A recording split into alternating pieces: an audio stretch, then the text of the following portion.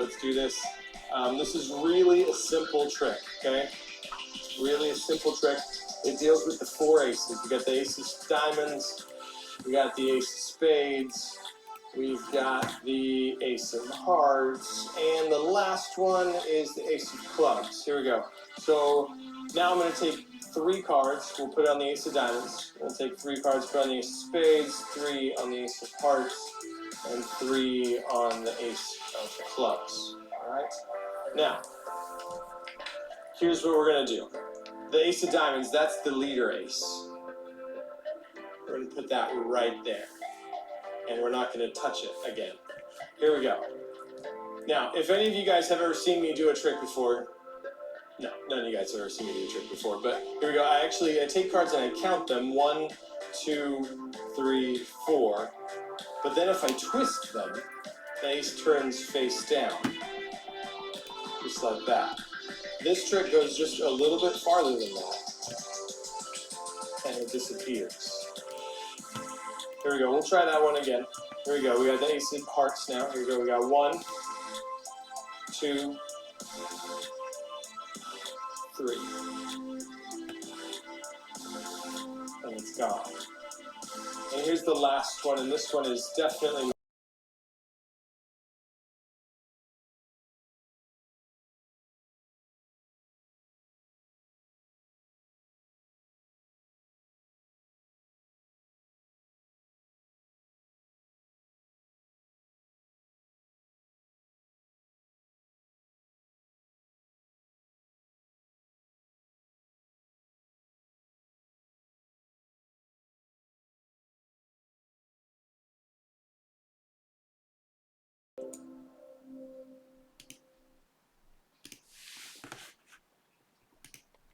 All right, hey friends, welcome to Sunday Nights Live on YouTube. Still trying to figure out a little bit of the technical details, but I am excited to be with you all, and I really hope this is going out the way that I think it is. So go ahead, drop a message in the chat if you're here. So glad to see you all here. If we haven't met yet, my name is Katie. I serve as the high school ministry director at Hunt Valley Church, which means it's my job to hang out with you. And while technology is not my best friend these days, I am so grateful for any chance to be able to connect with you. So glad that this is just another new venue for us to be able to connect. But if you've been around Sunday nights at all, especially over the last few weeks while we've been in quarantine, we have a lot of fun things in store for you tonight. So we've got a giveaway, we have games, we've got lots of fun videos and worship and lots of other stuff going on. So really excited to be here with you all. Let's go ahead and get started. So we've got a leader giveaway question. So we are going to do the same thing we did last week. We are giving away breakfast to the winner. The first B, snakes, C, sharks, or D, rats. So which of those gives me nightmares at night? Good luck.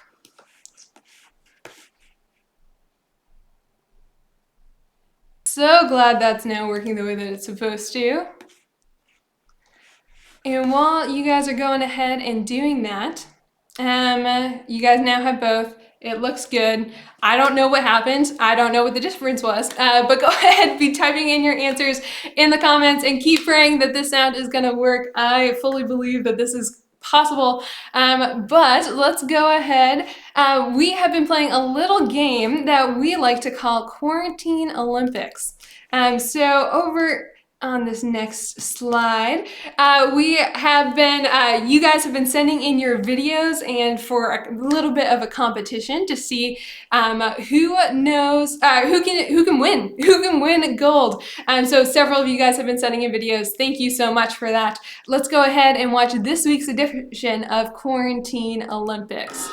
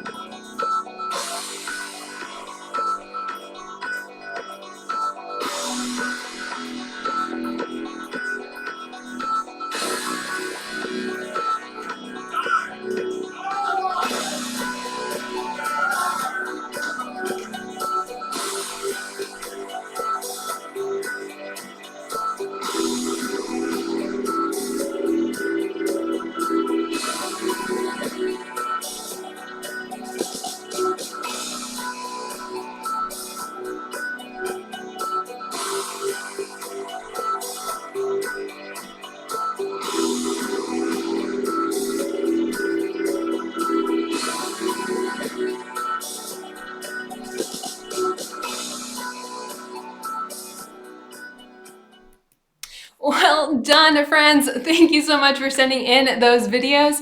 Yes, that was my little brother wearing jorts. Would not recommend that as a fashion statement, but I guess you can do whatever you want when you graduate from college and you can buy your own clothing. Anyway, a little update on our score. Looking over at our scoreboard, Quarantine Olympics, guys, you are still up. 3 gold medals to girls only with 2. You guys are leading overall, gentlemen, so well done. Keep up the good work. And let's see if you guys will be able to eke this one out. Our guys versus girls competition, you struggled a little bit, but I believe in you. You guys are still ahead. But let's go ahead and play a little bit of a game, shall we? So we're going to go ahead and we're going to play a game that I like to call So You Think You Can Homeschool. So go ahead, get ready in the comments section for this next game that we are starting right now. So when is an atom stable? Go ahead and put your answer in the comments. Is it A, when it has a full outer orbit? Is it B, when it has the same amount of electrons as protons? C, when it has no neutrons left? Or D, when it has an odd number of valence electrons? What, friends, is the correct answer? When is an atom stable? Do you remember this from your middle school, elementary school days? Now you guys are all professional homeschoolers, so go ahead. I want to hear your answers in the comments. All right, the correct answer is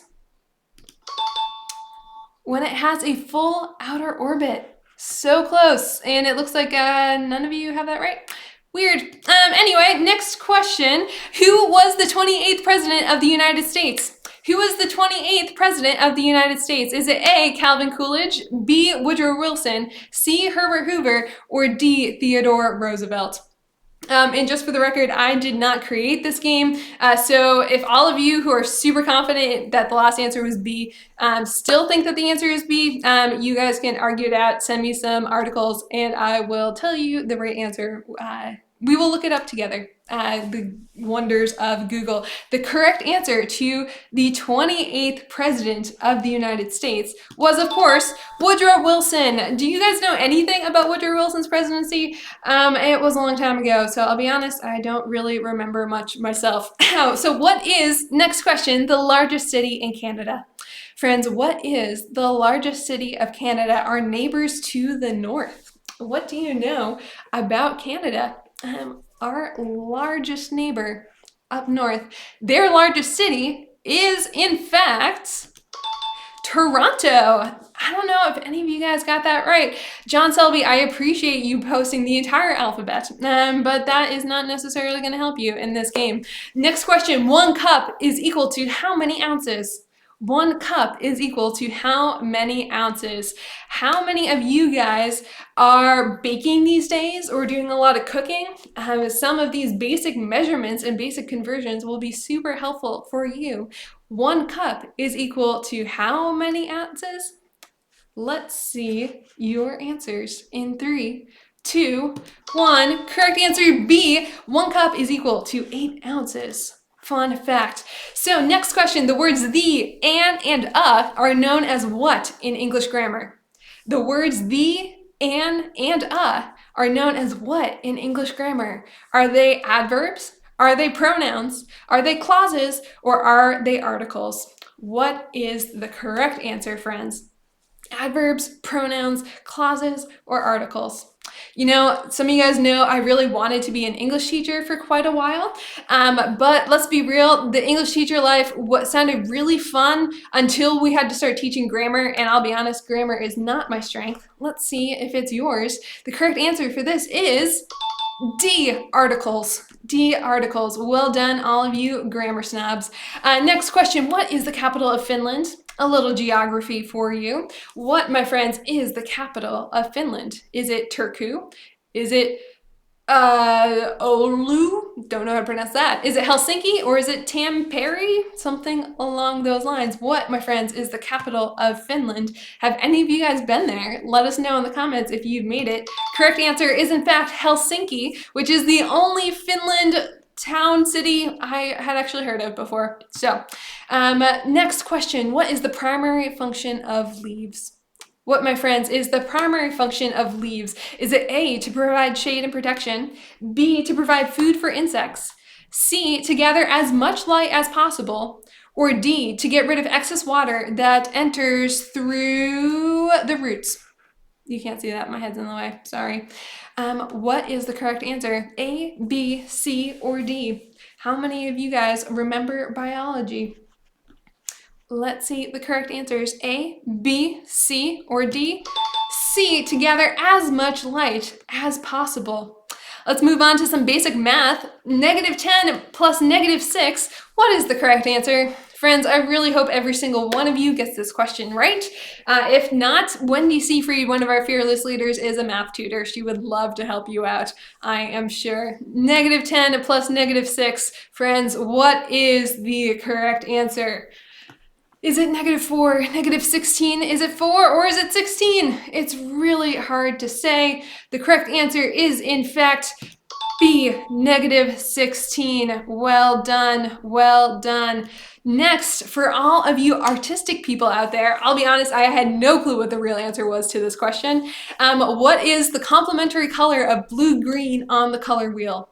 What is the complementary color of blue-green on the color wheel? Is it yellow-orange, blue-violet, red-orange, or yellow-green?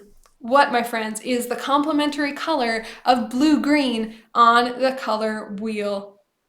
Let's go ahead and see.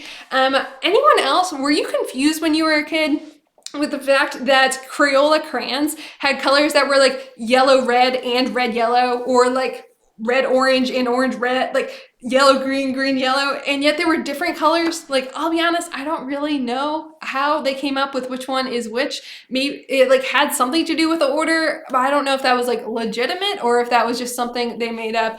Anyway, Emily Russell's my go-to on this one, and I just saw her comment go through with the correct answer being C, red-orange is the correct answer here. And final question, friends. What is the largest organ of the human body?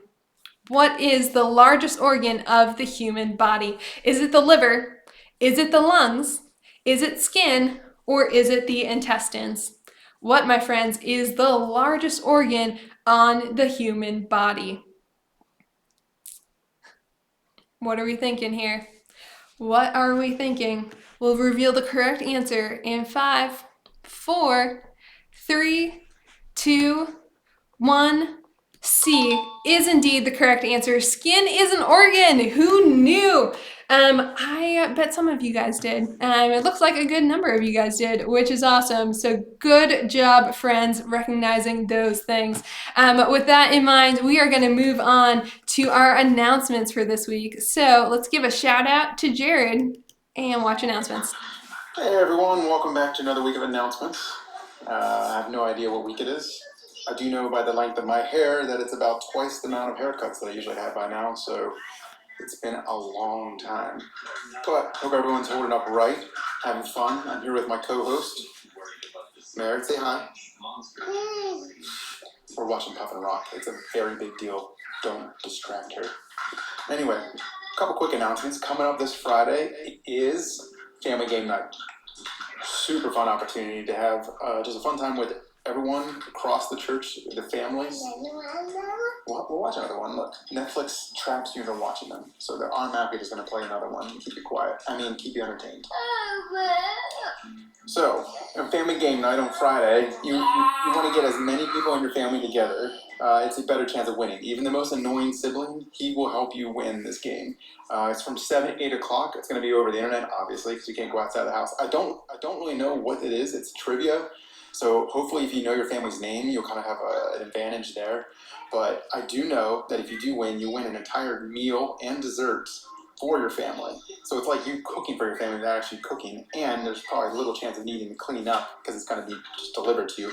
It does not say what restaurants are limited to, so I'm assuming Capitol Grill or Ruth's Chris Steakhouse. Don't tell them I said that, but it'll probably be true. So win and find out what great steak meal you can get for your entire family. It'll be really fun. Mission trip update, we still don't know what's going on with that yet, but it's going to be very soon. So the email will probably be in your inbox this week with the final details of what that's going to look like. But keep it in prayer. Help the leaders to make good discernment when it comes to what they need to do. And that's a spiritual word you're supposed to use during these announcements, discernment. Another new thing we're going to do is prayer night. Coming up on Monday is going to be over Zoom, 7:30 to 8:30. If there's ever a realization or not in control, and no one is in control, it is during this pandemic. So there is only one place to turn, and that's to prayer. Join everyone on Zoom, 7:30, 8:30. The link will come out in the email soon. Fletcher is already praying in tongues.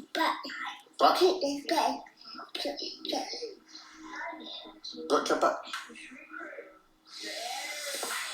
All right, speechless. Last is the same one. It's all we do every week. Is after this, after the YouTube group meeting, we are going to meet in Zoom in our small groups again. So hopefully you would have already gotten the link to the Zoom meeting group, and if you haven't, you're probably getting it right about now. So join us for just really short time to just catch up, make sure everyone is.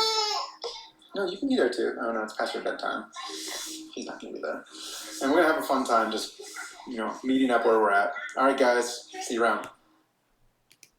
All right, friends. So we're going to transition into the next portion of our program. And just a reminder, the comment section is to be a friendly place. And we are looking for people to contribute, but not necessarily spam. So be wise as you use those comments, my friends. But let's go ahead and move on to the next section of our program. We're heading over to the Mace's house. Hey guys, welcome back to our house. We're so excited that you're with us again, and we're excited just to worship with you. So we're going to sing There's Nothing That Our God Can't Do, and invite you to sing along with us.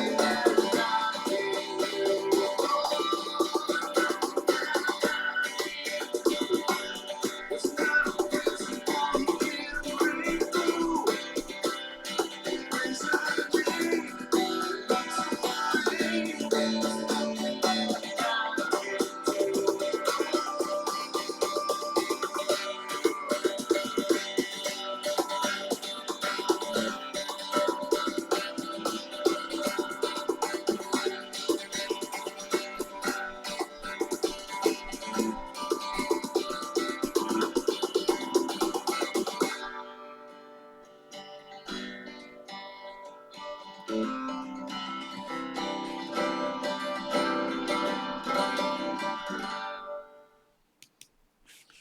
right, friends. So we are gonna go continue on tonight with our series that we kicked off last week that we're calling "What to Do When You Don't Know What to Do." We're taking a look at the life of Joseph. And before we get any further, I would just love to pause and say, let's pray together. So join me in prayer.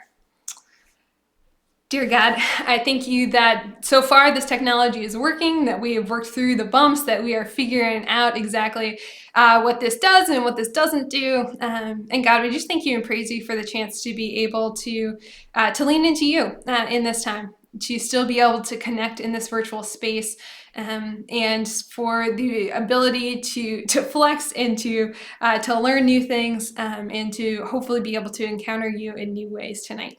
God, I pray for your blessing over this time. May these words be your words and not mine. God, let us walk away changed because of the time we get to spend together in your word tonight. We love you. In your name we pray. Amen. All right. So friends, I have a question for you. If your most frequently used emojis could talk, what story would they tell about your lives? Do me a favor, if you're commenting on your phone, drop some of your most recently used emojis in the comment section. I would love to see what yours are and tell you a little bit about which ones mine are. My most frequently used emoji, like probably quite a few of you, is this one. Oh no, is it not going to show? Let me see what's wrong. Let's go back. My most frequently used emoji, the image is supposed to be up here on top and it's not showing you at all. That's a bummer. We're gonna skip that. My most frequently used emojis are in fact the laughing face emoji with the tear eyes, which actually is the one that Charlie Gettler just dropped in the comments right about now. Most recently though, I've added the party hat emoji, the one who like has the party hat and the confetti going on all around them, and like blowing the like party favor? I don't actually know what those are called, but whichever that one is, that one has been a new favorite of mine because when we're living life in quarantine, we need to celebrate even the little things. So I am trying to make a party out of the most dumb situations and using that emoji quite a bit. Number 3 for me is the yellow heart. I think everybody has a heart emoji. That's one of their tops. Yellow is my go-to color with it. Then we've got the praise hands. That one is another favorite of mine, just to like celebrate whatever someone comments. But probably my favorite emoji of all time is the like awkward grimace one. The one's like, you know what I'm talking about? That one, if I had to pick an emoji to describe my life, that's how I feel most of the time anyway. I don't know about you. But realistically, that's the gift that emojis bring to the world. They give us the ability to talk and to communicate and tell exactly how we're feeling without having to use any words at all. And it's funny how the emojis like that, thank you, Charlie, they are able to communicate and they're able to tell a story just by a simple image. And so with that in mind, we're going to head over and play a little quick game that we call Emoji Movies. So go ahead, once again, get ready in the comment section, and I want to hear your answer to the following questions. What does this emoji movie, what is this one? What movie are we referring to here? What movie is described by these 2 emojis? It should be quick and should be easy. The obvious answer is indeed, let's see. Yes, it is Spider-Man. Spider-Man, well done. Next one, let's see if you guys can figure this one out. What is this emoji movie trying to be? All right, what movie are we referring to here, friends? If any of you can't figure this one out, little sad. I know you guys know this one. How many of you guys, this is your favorite Disney movie of all time? I'll be honest, this one isn't my favorite, which I know, I don't like animals, we know this. So that's probably why The Lion King is not my favorite Disney movie, but you guys know exactly what we're talking about. Next one up, In 3, 2, 1. What movie are we talking about here? Maybe series of movies is a little bit more accurate. What do we have for this answer right here, friends? What are we talking about? I don't hate Disney, Charlie. In fact, I like these Disney movies quite a bit. I don't understand the we'll get into this conversation later. What movie are we referring to here? The correct answer is indeed Star Wars. Well done. Go ahead. Next one. We're getting a little bit more complex here. We've added an emoji. What movie are we referring to here? What movie has an elephant, an ear, and kind of that thinking cloud in the sky? What are we thinking about here? What movie does this refer to? Man, well, leaders, it's funny that you guys are the ones lagging behind. Let's see if everybody else is doing all right. What movie do you think this refers to? Not Jumbo. That is a good guess. Not Dumbo either. Well done, Anaya. Horton hears a who. Dr. Seuss. All the way back. Horton hears a who. Well done. This one, we're getting a little bit more complicated. Look at how many emojis this takes to communicate this one. What movie is this referring to? What movie is this referring to? What do we got here, friends? What are we thinking? What movie does this refer to? We've got a plain girl, we've got like a grandma, and then we've got a princess, and we've got some mice and a horse and midnight and a shoe. Cinderella, well done, Kelly Calloway, little sister shout out there. Our next one, getting a little harder here. This one, our leaders might be able to recognize this a little bit easier than some of our students. But students, have you seen this movie? We've got a man, we've got an airplane, we have a desert island, we have a volleyball, and we have footsteps in the sand. What movie are we referring to here, friends? What movie is this? Wilson is the name of the volleyball. Maddie Benden, Castaway. Well done. Well done. Wilson is not the name of the movie. Castaway is indeed the name of the movie. So let's go ahead. We'll get a little bit easier now. Or is it? Or is it? We have an old man, we have a boy, we have a star, we have maybe an ant, maybe some sort of bug. We have a number 8 ball, a horse, a wave, a whale. What movie is this, my friends? We thought we were getting easier, but I don't think we actually are. We're talking old school movie. Kyle Parsons, you're back on Cinderella. You might want to reload your page, my friend. You're a little bit far behind. Pinot. Not quite Pinot. You're super close, Charlie. I think you just got autocorrected. Not the Bible. Not Up. That is a decent guess. Pinocchio. Charlie Getler. Olivia Gifford. Well done. Well done. Let's go ahead. Move on to the next one. What do we have here, friends? We have a girl. We have a tornado. We have a home. We have a rainbow. We have a robot, a lion, a monkey, and a shoe. What are we saying? What movie is this, my friends? What do you have here? Friends, this isn't Kansas anymore. Dorothy is the name of the main character. Wizard of Oz is correct. Wizard of Oz is correct. Let's move on to our next game. All right, what movie is this? Again, this is a little bit of an older movie, but we have a man, we have a clock, and we have a whole lot of July 17th. What movie does this refer to, my friends?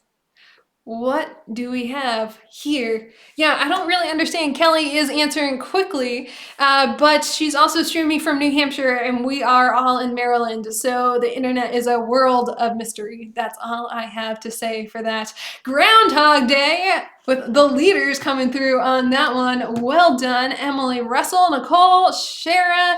Nice job, nice job. Anyone else feel like we are living in Groundhog Day? We have 2 left, friends. Let's go ahead and see what we got here. All right, what movie is a Christmas tree, a boy, a house, and the shocked scary face? What is this movie? This is a holiday classic. We have talked about this movie not that long ago. It is Tommy Russell's favorite movie, or at least favorite Christmas movie. What do we have here, friends?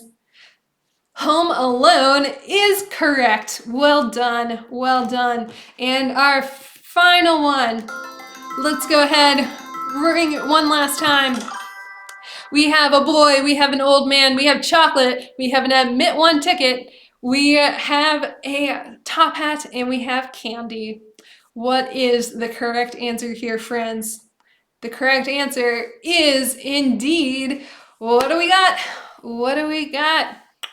If you wrote Charlie and the Chocolate Factory, that indeed is the correct answer.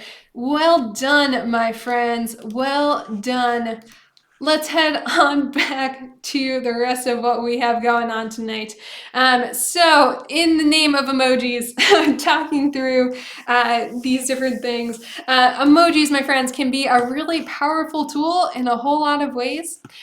Okay, so this one shows up. Not sure where the other ones went. Emojis can be a really powerful tool to communicate a lot without saying much at all. And while personally, this emoji is not one I use all that often, it is one that communicates a whole lot when you use it. The shocked face, I don't really have any words for this situation, so let me drop this guy in here.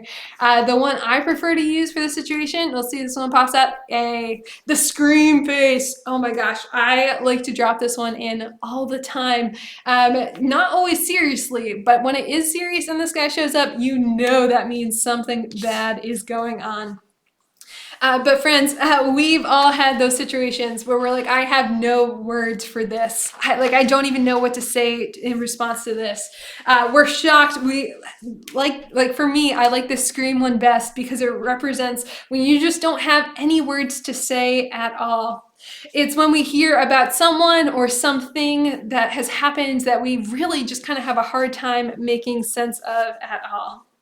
And I'd venture to say most of the time, these shocked emojis are sent along with a text that says basically, I don't know how to communicate this to you, but let me tell you this really hard situation. Usually it's shocking in a bad way, and usually it's something that happens that we have no words for, we have a hard time responding to, it catches off guard, and it hits us out of nowhere. And it's those situations that we are talking about tonight, friends. So have you ever experienced anything like that?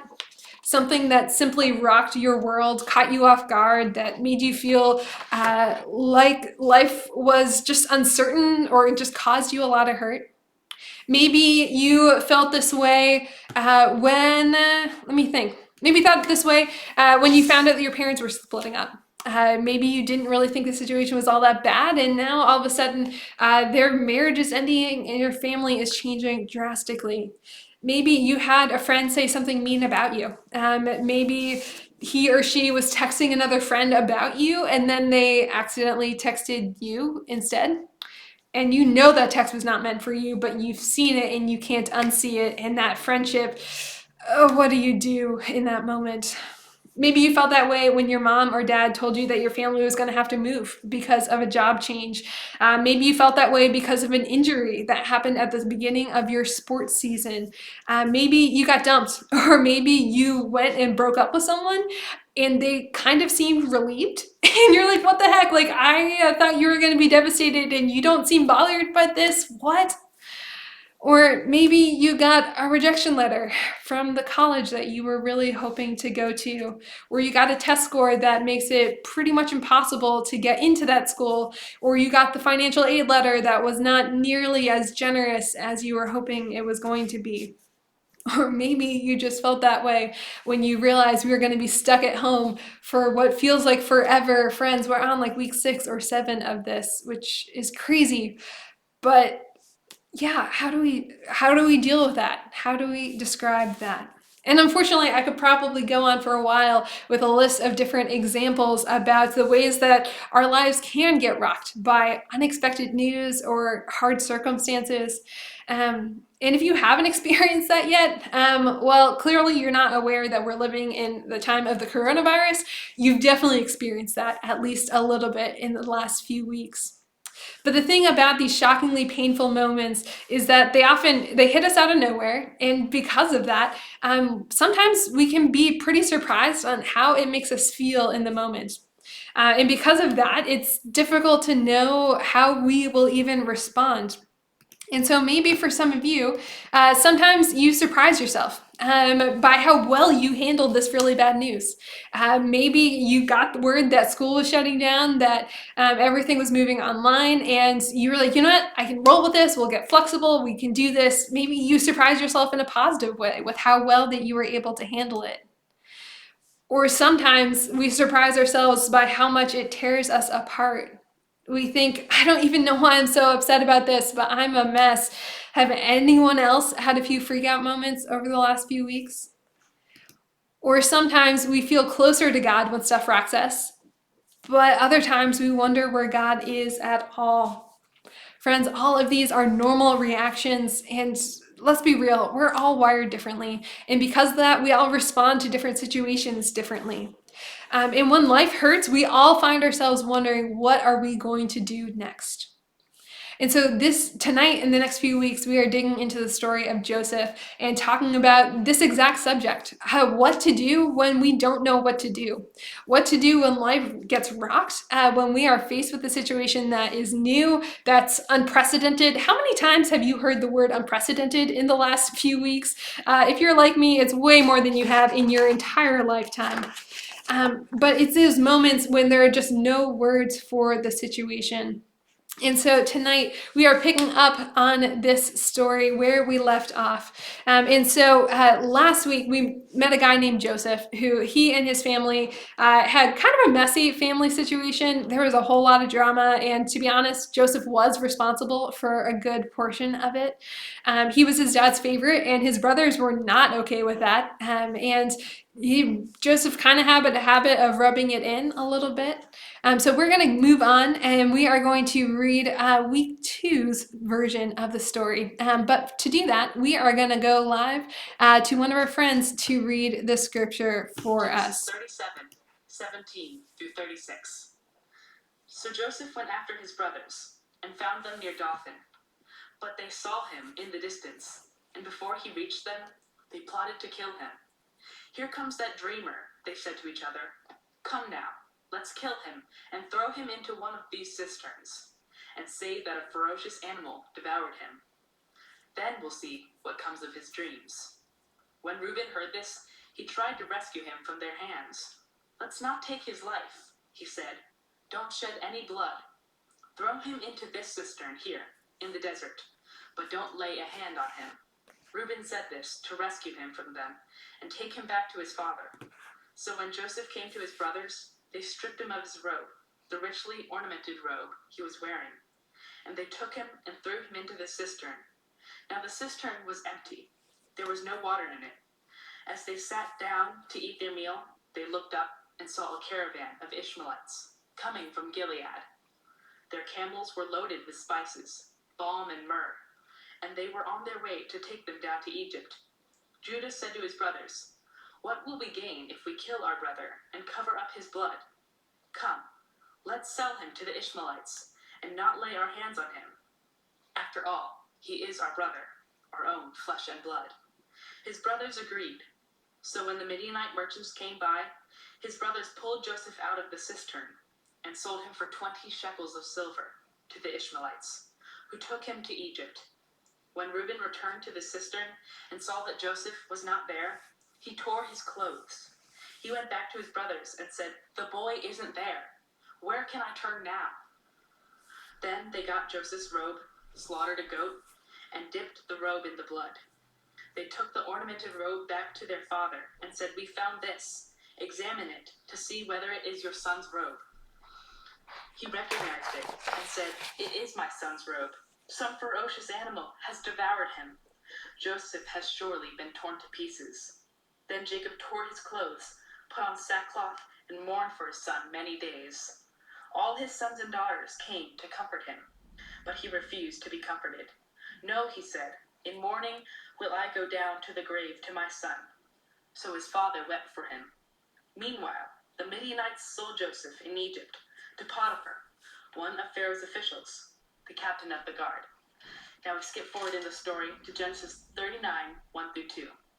Now Joseph had been taken down to Egypt. Potiphar, an Egyptian, who was one of Pharaoh's officials, the captain of the guard, bought him from the Ishmaelites who had taken him there. The Lord was with Joseph. All right. So that was kind of a long story, and if you caught it, it really went from 0 to 100 real quick. So we go from Joseph just coming and approaching his brothers to all of a sudden, what happens here? They saw him coming in a distance, and before he reached them, they plotted to kill him. They said, "Enough's enough. We are done with this dreamer. We want him out of our lives, and we're gonna take ultimate means to make this happen." Here comes that dreamer. They said to each other, "Let's kill him. Let's throw him in one of these cisterns," which was a big empty well nearby, and say that a ferocious animal devoured him. Then we'll see what comes of his dreams. They're like, you know what? Let's just get rid of the guy. Let's make sure that these dreams will never actually come true. Thankfully, one of his brothers had a little common sense and said, "You know what? Hey, let's not take his life. Let's not shed any blood. Let's just throw him in the well, but don't lay a hand on him. Like, let's not kill the guy, but sure, let's kind of leave him out there." And Reuben said this because he wanted to go back and rescue him and take him back to his father. But let's think about this for a second. Your brothers just tore up your jacket and threw you in a well. Like, what? The only emoji that fits with that situation is the shock face. Like, what the heck must have been going through Joseph's mind in this moment? If Joseph had a phone and was able to text a friend, that is exactly what he would have had to say. But they're still not done. You see, what else happens? They took the ornate robe, they took it back to his father and said, "We found this, examine it to see whether it's your son's robe."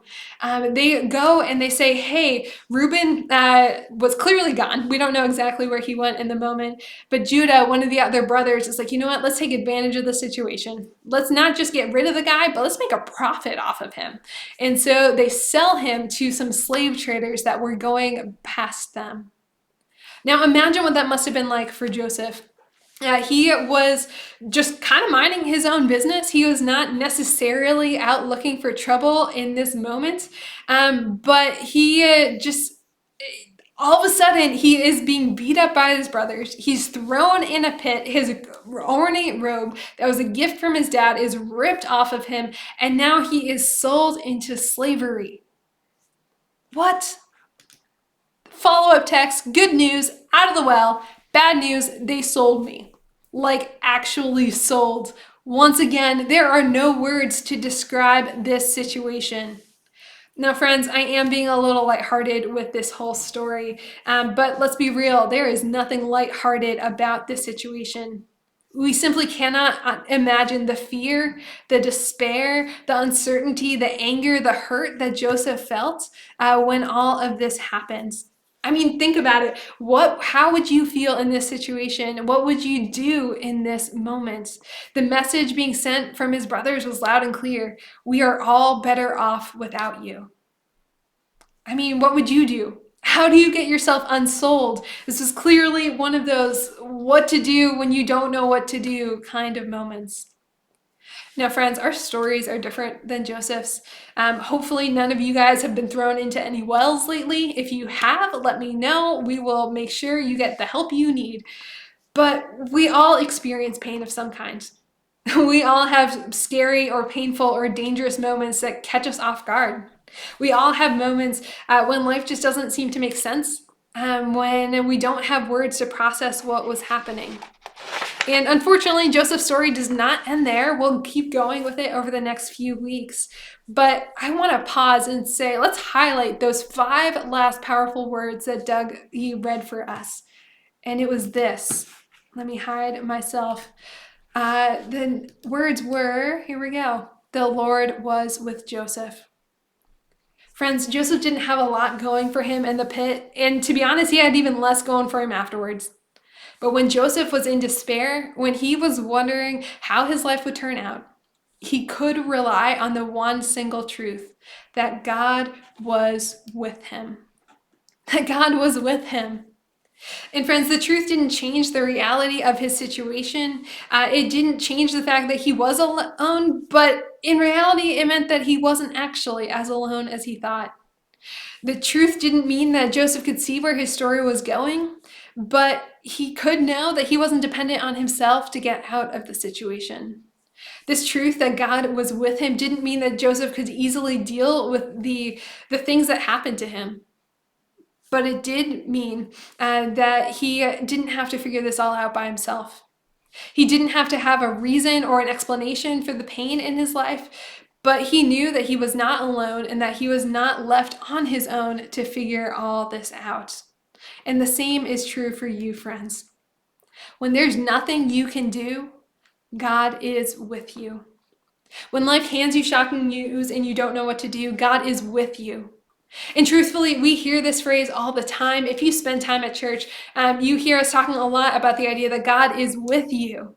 But we're not just talking in some abstract way, but we're talking about God being literally present near you, next to you when you feel alone. Just a few weeks ago, we talked about how you don't have to fear because you're never alone. And this is so true in this situation too. When you don't know what to do, when there's nothing you can do, God is with you. Friends, Pastor Frank talked this morning about the time that Jesus fell asleep in the boat in the middle of the storm. And it's easy for life to feel that way, honestly, especially right now, when there's so much uncertainty going on around us, when life just feels chaotic. It's easy to feel like God, like Jesus, is just asleep at the wheel, that they don't care, that they don't know what's happening, that there's some sort of disconnect there. But when we lose sight of the fact that Jesus was actually in the boat with them, that he might have been sleeping, but he was right there. He was not unaware of what was going on. He was not far. He was present and he was active and he was about to respond in a way that was powerful and blew the disciples' minds. He was experiencing the chaos of the storm right alongside the disciples. And in the same way, like Pastor Frank talked about this morning, God was with Joseph. And God promises that he is with us now. When you and I can truly understand and embrace this truth, it changes things. Our circumstances may not change. After all, Joseph was not immediately returned to his family, but it does change our perspective on the situation. And maybe more than anything, it strengthens us to be able to keep going when it feels like we can't. Friends, knowing that God is with us may not change our circumstances, but it might just change us. It might just give us enough hope to keep going, even in the midst of a hopeless situation. And it's easy to give into the hurt that we've experienced. It's easy to let fear feel overwhelming or for anger to consume us. We have a lot of reasons to let difficult and sometimes unfair situations get the last word. But when we know that God is with us, the uncertainty of life doesn't get the last word. God does. But what does that look like for us? There are no formulas or easy answers for getting through situations, especially a pandemic like we're living in right now. But here are some things you can do in the meantime. First, you can be real. You can feel your feelings. One thing that a global pandemic helps us to remember is that literally everyone will go through tough times and pain in their life. All throughout the Bible, people went through difficulties, and there are many accounts of them being real and honest with God about their struggles. There are no cliches to make the hard times go away. Our job is not just to suck it up and act like everything is fine. If we believe that God is with us, then we should know that God is more than okay with our honest questions, doubts, and fears. And the second thing we can do is we can remind yourself and remind each other that God is with you. We are so prone to forget this fact. And we're so tempted to have this be something we know in our head, but don't necessarily believe in our heart to be true. Friends, things did eventually work out for Joseph, and we'll get there in the next few weeks. But we know that because we can read the whole story in the Bible, because it's already happened and we can look back on it. But when Joseph was in it, he didn't know how it was going to turn out. There were no spoiler alerts for him, but he held on to the one thing that he could, the truth that God was with him. And in moments when life is toughest, that is the most important thing for us to remember. I had a friend of mine put it this way, and this phrase has stuck with me. She wrote this in a blog post back, I think 2014, and I still think about it regularly. She wrote this: "So I wait, every day attempting to transfer my hopes for Jesus to carry in his capable hands. And remember, when doubt sometimes bites at the edges of my mind, I do not yet know how this story ends." Friends, we don't know how the story is going to end, but we do know a truth about the story right now, and that God is with you. He is not finished with your story yet. And so with that in mind, before we transition into small groups, into the rest of what we have going on tonight, we're gonna worship a little bit more. So join me as we head back to the Mace's house for one more song together. You know, one of the favorite times that I've had in worship, rewinding just a little bit, was in the Bahamas. And we were all gathered around for the folks that were able to go on that trip. One evening, I don't remember which night it was, but we were huddled under this little shelter, and all around us, the rain was falling down and the thunder was booming. And we were huddled together, and everything around us was chaos. But we were there together, and we were singing this next song that we're going to sing. Great are you, Lord. And it reminds me just a little bit of kind of what we're in now. Different circumstances for sure. But all around us, there's chaos and stuff that we can't control. But we do know this: God is right in the middle of it. And he is worthy of every offering that we would bring and give him. So we're going to just offer this song to him, Great Are You, Lord. So let's sing together, Great Are You, Lord. You give life, you are love, you bring light to the darkness, you give hope, you restore every heart that is broken. Great are you, Lord.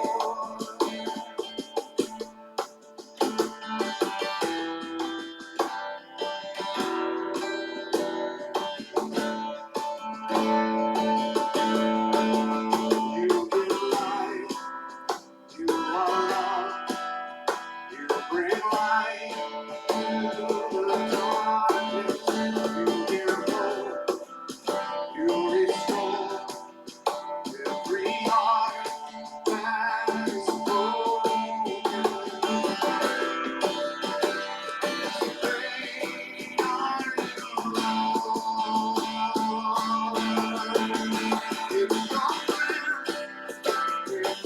lungs. We pour out our praise. We pour out our praise. It's your breath in our lungs. We pour out our praise. Holy.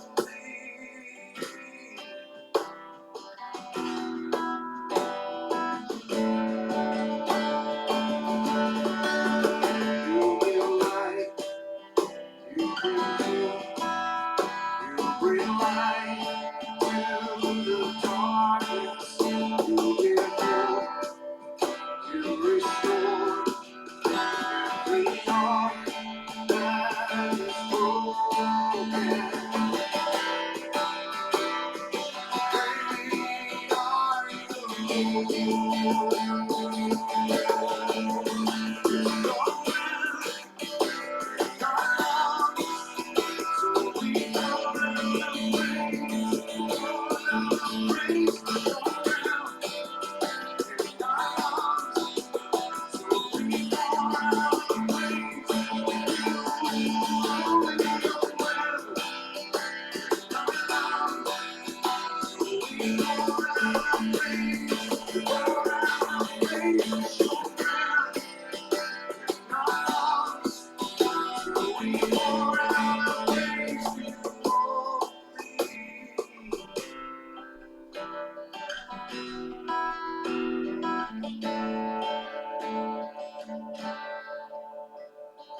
All the earth will shout your praise. Our hearts will cry, His bones will sing.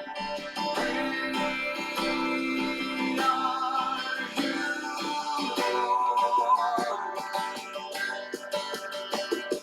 All the earth will shout your praise.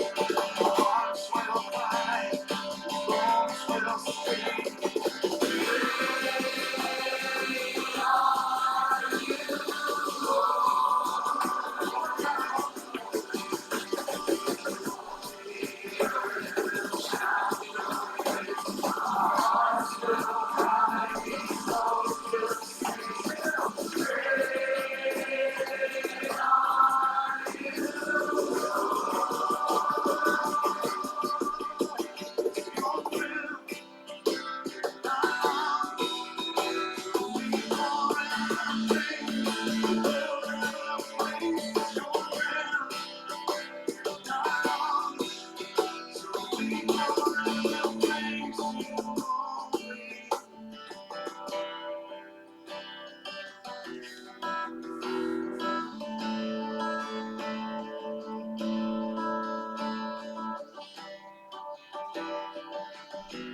You know, it's ironic that the very thing that COVID-19 takes away from us, it's our breath. It attacks our lungs.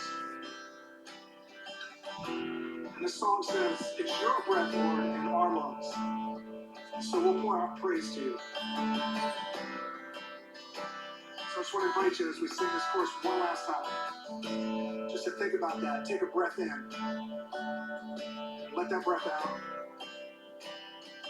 And let's just thank the Lord right now for that.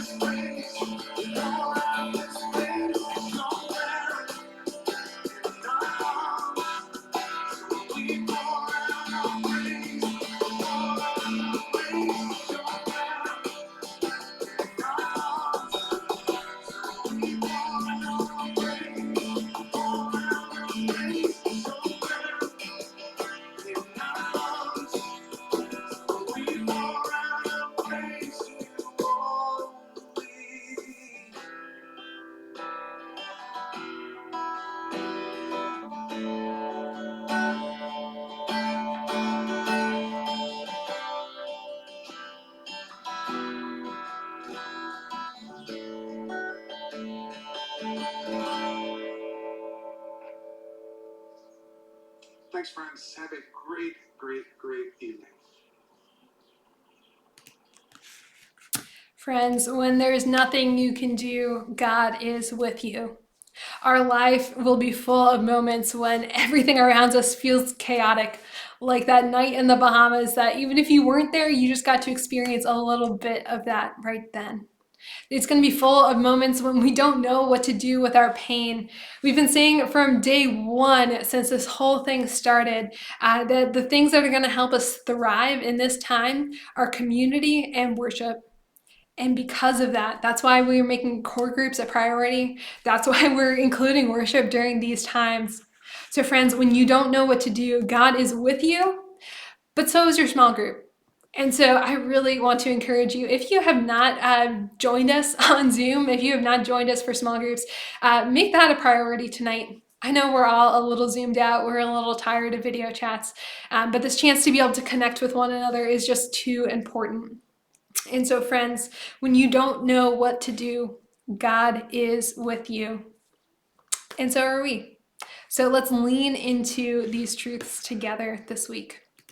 Let's pray. God, we thank you and praise you that we're not alone. We are never alone. That even in the most chaotic and unforeseen of circumstances, you are so much closer than we think. That when fear threatens, when anxiety is so close, when things are just painful or hard, or we're just tired